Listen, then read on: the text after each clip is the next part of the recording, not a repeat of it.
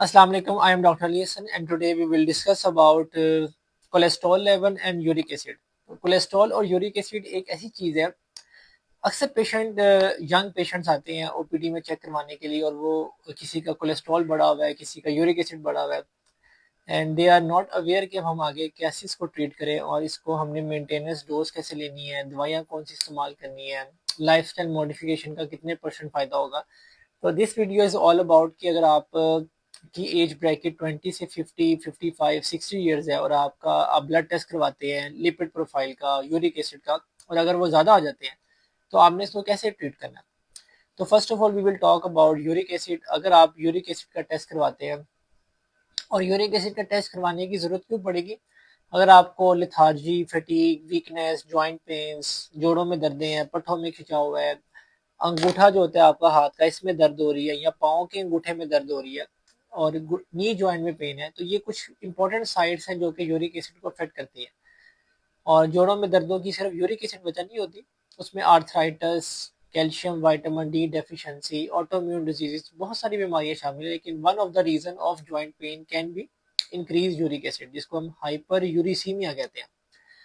अगर आपका uric acid ज़्यादा है तो सबसे पहले तो आपने कुछ लाइफस्टाइल को मॉडिफाई करना है। नॉर्मल यूरिक एसिड की वैल्यू जो है मेल फीमेल में थोड़ा सा डिफरेंस है, लेकिन यू कैन से कि 7 से नीचे नॉर्मल होता है और 7 से ऊपर यूरिक एसिड ज़्यादा होता है। अगर यूरिक एसिड आपका अपर साइड पे है और आपको सिम्टम्स भी हैं तो वी हैव टू ट्रीट। और ट्रीटमेंट के अंदर first treatment is lifestyle modification, जिसमें आपने पानी का इस्तेमाल ज़्यादा करना है, वॉक एक्सरसाइज करनी है और वो चीज़ें जिससे यूरिक एसिड बढ़ सकता है उसका इस्तेमाल कम करना है, जिसमें चने की दालें हैं, सब्ज़ पत्ते वाली सब्जियां हैं, पालक, मेथी, साग है, अंडे की जर्दी, एग योग में यूरिक एसिड ज़्यादा होता है, एग वाइट आप ले सकते हैं। ये कुछ चीज़ें हैं जो कि यूरिक एसिड को बढ़ाती हैं। और बड़ा गोश्त है, मटन है, बीफ है, तो इन चीज़ों से अगर आप इज्तनाब करें तो आप यूरिक एसिड से बच सकते हैं। अगर तो आपका बॉर्डर लाइन पे यूरिक एसिड है 7, 7.5, बिलो 8 है, तो फिर तो आप ये लाइफस्टाइल मॉडिफिकेशन से यूरिक एसिड को ट्रीट कर सकते हैं। लेकिन some time we have seen multiple patient जो इनका यूरिक एसिड 9, 10 एलिवेटेड है, तो उसमें आप जितना मर्जी ये लाइफस्टाइल को मॉडिफाई कर लें, इसके लिए you have to take medicine. और इट्स नॉट लाइक कि आपने दवाई स्टार्ट की तो आपको ताहयात लेनी पड़ेगी, जो कि एक मिसकंसेप्शन है। तो इसमें आप दवाई लेते हैं, आप लाइफस्टाइल को मॉडिफाई करते हैं और द मोमेंट आपका 6 to 8 वीक्स में यूरिक एसिड का लेवल ठीक होता है तो आप उसको स्टॉप करके अपनी लाइफस्टाइल मॉडिफिकेशन को कंटिन्यू कर सकते हैं। दवाइयों में दो तरह की दवाइयाँ दुनिया में आती हैं। एक का सॉल्ट फेबुक्सोस्टेट है, जो कि डिफरेंट नामों से आती है, ज्यूरिक, गो यूरिक। और सेकंड जो सॉल्ट है वो एलोपिरिनोल है, ज़ालोरिक के नाम से पाकिस्तान में अवेलेबल है। डिफरेंट डोज हैं, 100 मिलीग्राम और 300 मिलीग्राम में आती है एलोपिरिनोल ज़ालोरिक के नाम से। और जो गो यूरिक, ज्यूरिक, डिफरेंट नामों से आती है, वो 40 मिलीग्राम, 80 मिलीग्राम की आती है। डिपेंडिंग अपॉन कि आपको कितनी वैल्यू ज़्यादा है, आप उसके मुताबिक पेशेंट को एडवाइस करते हैं। और इसकी generally dose once a day ही होती है। किसी भी टाइम आप सुबह नाश्ते के बाद ले सकते हैं। प्रेफरेबली 4 to 6 वीक्स लेते हैं हम। उसके बाद आप टेस्ट करवाते हैं और अगर आपका वो टेस्ट बेहतर हो जाता है तो आप इसको छोड़ के लाइफस्टाइल मॉडिफिकेशन पे चले जाते हैं, जिसमें आपने परहेज करना है, वॉक करनी है, पानी का इस्तेमाल ज़्यादा करना है। तो this was all about uric acid. एक चीज़ कि अगर आपने दवाई बंद की और दवाई बंद करने के बाद in spite of having adequate lifestyle फिर भी आपका यूरिक एसिड बढ़ता है, तो फिर you have to take uric acid medicine. और इसमें ये नहीं होता कि आप डेली खाएं, आप ऑल्टरनेट डेज पे ट्वाइस अ वीक भी अगर आप यूरिक एसिड की दवाई खाते हैं, अगर आपका रेजिस्टेंट हाइपर यूरिसीमी है, आप परहेज के साथ बावजूद भी आप यूरिक एसिड को नीचे नहीं ला सके, तो बजाय कि जोड़ों में दर्दें बर्दाश्त करने से आप हफ्ते में 2 दिन भी अगर यूरिक एसिड की दवाई खा लें तो वो इक्वली इफेक्टिव होती है, आपके यूरिक एसिड को ट्रीट कर लेती है।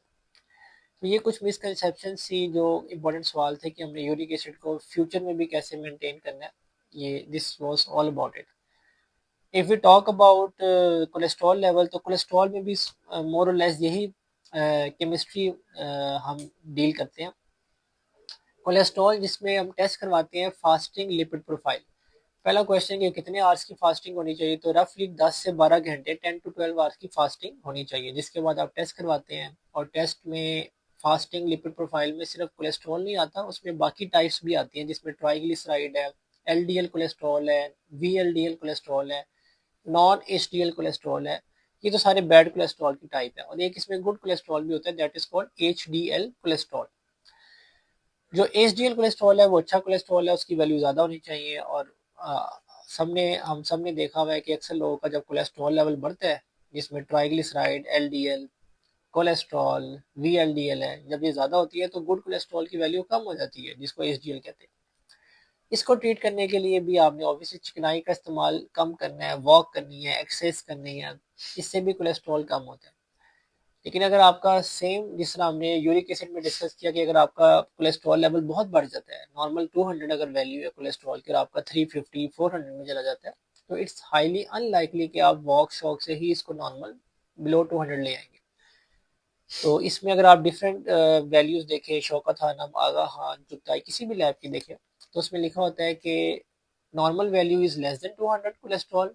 तो 200 से 239 बॉर्डर लाइन है और 240 से ऊपर हाई वैल्यू डिक्लेयर होती है।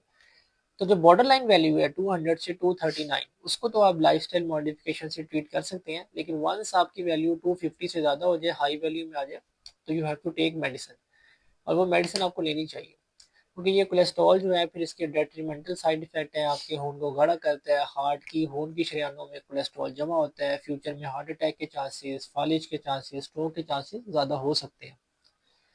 तो इसको बचने के लिए आपने इसको ट्रीट करना है। और कोलेस्ट्रॉल की बेशुमार दवाइयाँ मार्केट में आती हैं, आप उसमें से कोई भी दवाई ले सकते हैं, डिपेंडिंग अपॉन कि आपका डॉक्टर उसको क्या रिकमेंड करता है।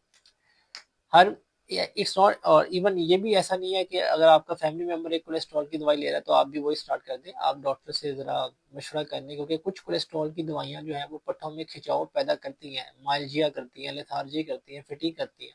तो अक्सर लोगों को कोलेस्ट्रॉल की दवाई सूट नहीं करती, फिर डॉक्टर उनको लो पोटेंसी में या सॉल्ट चेंज करके देते हैं, तो वो ज़्यादा बेहतर हो जाता है आपका।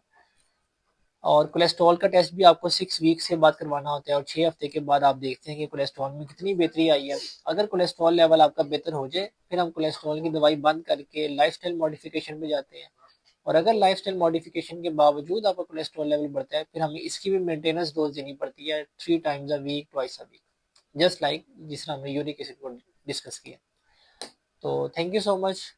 This video was all about how you can treat your uric acid level and how you can manage your cholesterol level. Not once but in future as well. इसमें आपको समटाइम मेंटेनेंस डोज की 3 times a week, 2 times a week की भी जरूरत पड़ती है। Thank you.